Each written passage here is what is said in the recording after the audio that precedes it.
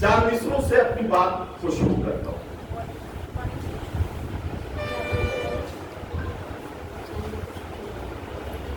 اگر زبان عطا کی ہے تو صدا بھی دے، اگر زبان عطا کی ہے تو صدا بھی دے، وگرنہ حرف غلط کی طرح مٹا بھی دے۔ تمام عمر سفر ہی اگر مقدر ہے تو پھر پرندوں کو اڑنے کا حوصلہ بھی دے۔ تمام عمر سفر ہی اگر مقدر ہے تو پھر پرندوں کو اڑنے کا حوصلہ بھی دے۔ اور 4 مصرے پڑھ کے تھوڑا سا اور آپ کے قریب آنے کی کوشش کرتا ہوں کہ یوں تعلق کو توڑ دیتے ہیں، ہنس کے باتوں کو موڑ دیتے ہیں۔ یوں تعلق کو توڑ دیتے ہیں، ہنس کے باتوں کو موڑ دیتے ہیں۔ ساتھ مانگو اگر عزیزوں سے، مشورہ دے کے چھوڑ دیتے ہیں۔ ساتھ مانگو اگر عزیزوں سے، ساتھ مانگو اگر عزیزوں سے، مشورہ دے کے چھوڑ دیتے ہیں۔ ساتھ مانگو اگر عزیزوں سے، مشورہ دے کے چھوڑ دیتے ہیں۔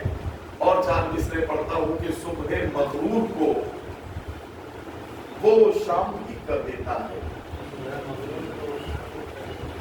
شہرتیں چھین کے گمنام بھی کر دیتا ہے۔ صبح مغرور کو وہ شام بھی کر دیتا ہے، شہرتیں چھین کے گمنام بھی کر دیتا ہے۔ وقت سے آنکھ ملانے کی حماقت نہ کرو، وقت انسان کو نیلام بھی کر دیتا ہے۔ وقت سے آنکھ ملانے کی حماقت نہ کرو، وقت انسان کو نیلام بھی کر دیتا ہے۔ وقت انسان کو نیلام بھی کر دیتا ہے۔ دھڑکن پہ بھروسہ ہے، نہ سانسوں پہ یقین ہے۔ سانسوں پہ بھروسہ ہے، نہ دھڑکن پہ یقین ہے۔ سانسوں پہ بھروسہ ہے، نہ دھڑکن پہ یقین ہے۔ سر پر ہے فلک، اس لیے پیروں میں زمین ہے۔ اب یہ 2 لائنیں خاص طور سے سنیے گا، میں نے جو محسوس کیا ہے اسے شاعری بنایا، اسے شعر بنایا۔ دھڑکن پہ بھروسہ ہے، نہ سانسوں پہ یقین ہے۔ سر پر ہے فلک، اس لیے پیروں میں زمین ہے۔ ہم کیمرے کو دیکھ کے ہو جاتے ہیں محتاط، رب دیکھ رہا ہے ہمیں احساس نہیں ہے۔ ہم کیمرے کو دیکھ کے ہو جاتے ہیں محتاط، ہم کیمرے کو دیکھ کے ہو جاتے ہیں محتاط۔ میں یہ سبجیکٹ میرے ذہن میں اس لیے آیا کہ کہیں بھی لکھا ہوتا ہے کہ ساودھان آپ کیمرے کی نظر میں ہیں، تو لوگ ذرا سنبھل کے چلنا شروع کر دیتے ہیں اور انہیں لگتا ہے کہ احتیاط برتتے ہیں۔ میں نے وہی سے محتاط لفظ احتیاط سے ہی بنا ہے، ظاہر تو آپ اسے سمجھ سکتے۔ ہم کیمرے کو دیکھ کے ہو جاتے ہیں محتاط، رب دیکھ رہا ہے ہمیں احساس نہیں ہے۔ اب ایک آسان سی ایک غزل پڑھتا ہوں اور آپ ظاہر ہے کہ مجھے اس میں اگر آپ کی دعائیں مل گئی تو میرے لیے اچھا ہو جائے گا۔ یہ کس کے پھول سے ہونٹوں پر پیاس بیٹھی ہے، یہ کس کے پھول سے ہونٹوں پر پیاس بیٹھی ہے، جو آج نہر ستمگر اداس بیٹھی ہے۔ اب شعر سنیں کہ نگار خانے میں اب ہلچلیں نہیں ہوتی، نگار خانے میں اب ہلچلیں نہیں ہوتی، سیاہ زلفوں میں جب سے کپاس بیٹھی ہے۔ نگار خانے میں اب ہلچلیں نہیں ہوتی، سیاہ زلفوں میں جب سے کپاس بیٹھی ہے۔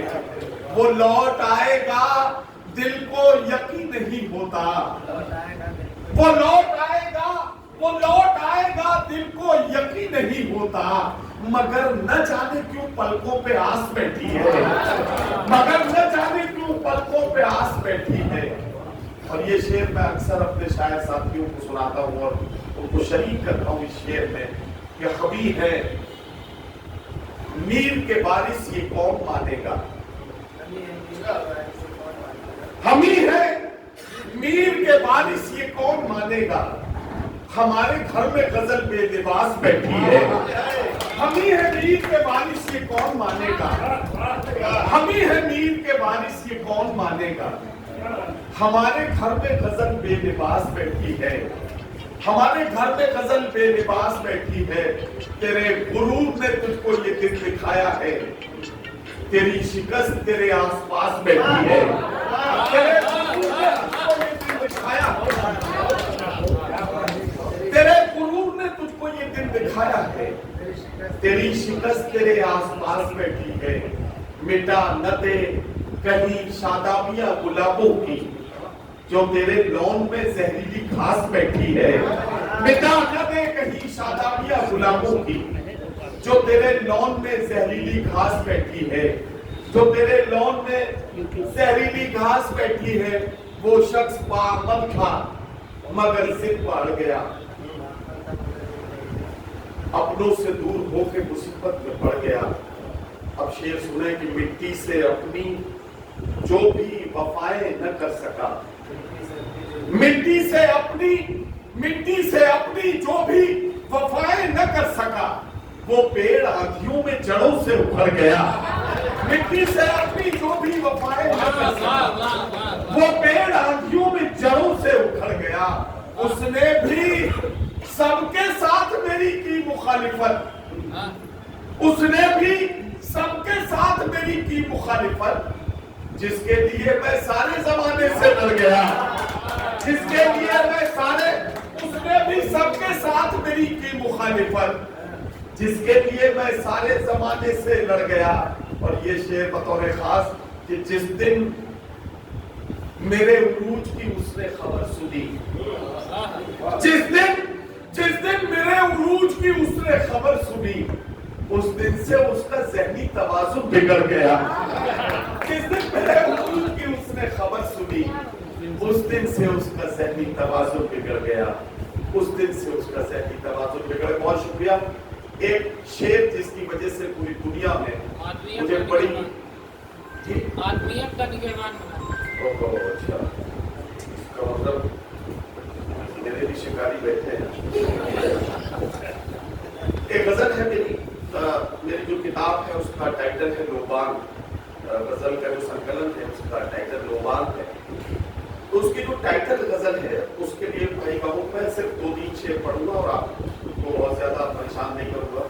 مجھے معلوم ہے کہ سموسہ آنے کے بعد اگر سامنے سے ہٹا دیا جائے تو انسان پہ کیا گزرتی ہے، مجھے اس کا اندازہ ہے۔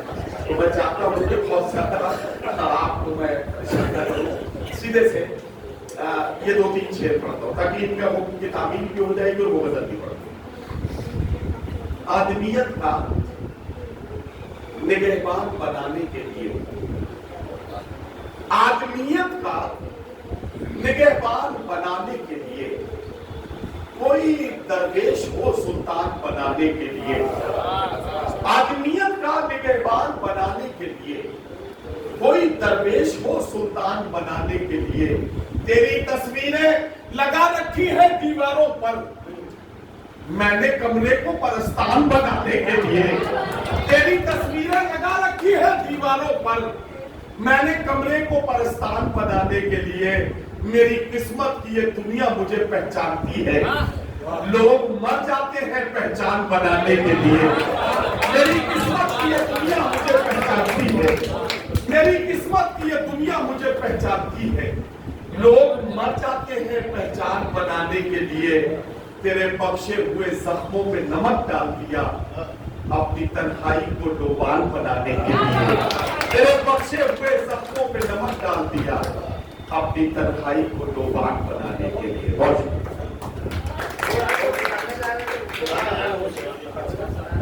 ہاں، ایک شعر ہے تقریباً 20 سال پرانا، یہ جب میں نے شاعری شروع کی تھی اسی دور میں یہ شعر ہو گیا تھا، اور اس کی وجہ سے پورے ہندوستان میں اور دنیا کے تقریباً 20 ملکوں میں جہاں تک میں پہنچ پایا ہوں اب تک، بہت دعائیں ایک شعر کی وجہ سے ملی ہے۔ میں آپ کی عدالت میں وہ پیش کرتا ہوں، آپ اس کی کیا قیمت لگائیں گے مجھے نہیں معلوم، میں شعر سنانا چاہتا ہوں اسے، 2 مصرے اس کے لیے برداشت کریں اور اس کے بعد وہ شعر آئے۔ زمانہ جس کے لیے اہتمام کرتا ہے وہ میرے دل کے کھنڈر میں قیام کرتا ہے، زمانہ جس کے لیے اہتمام करता है, वो मेरे दिल के खंडर में कयाम करता है। अब शेर सुने कि ज़ईफ बाप से जो बात तक नहीं करता, ज़ईफ बाप से जो बात तक नहीं करता, अमीर शहर को झुककर सलाम करता है।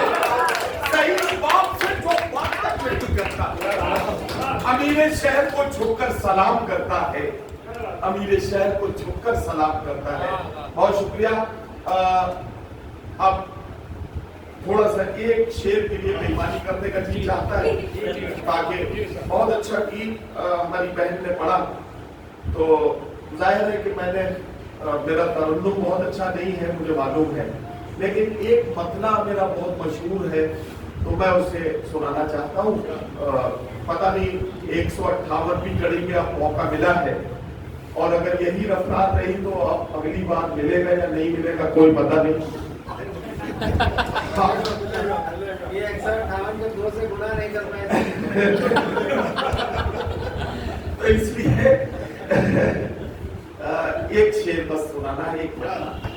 मैं इस मतले को सुनाने के लिए एक बात आपसे कहना चाहता हूँ। एक मुशायरा हो रहा था गेटवे ऑफ इंडिया में, इंडिया में, मुंबई में, और उस मुशायरे की सदारत कर रहे थे फिल्म इंडस्ट्री के बहुत मशहूर नगमा निगार मजरू सुल्तानपुरी साहब।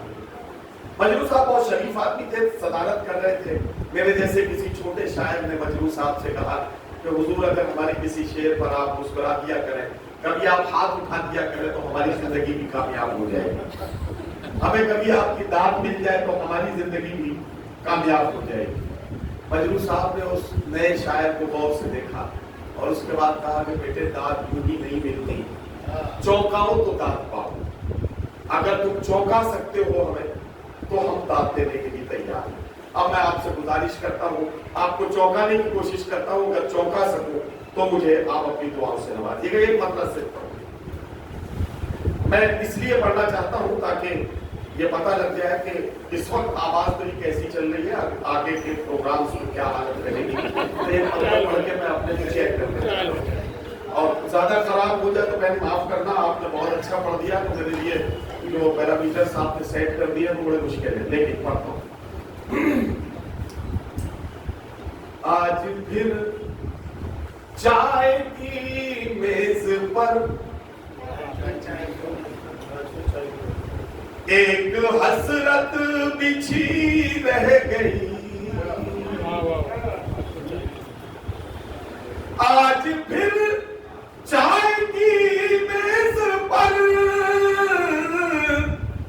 एक हसरत बिछी रह गई,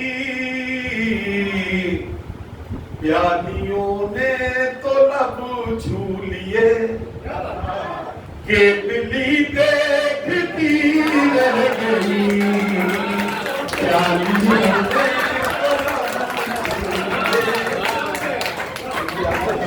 ने तो लब छू लिए, केतली देखती रह गई।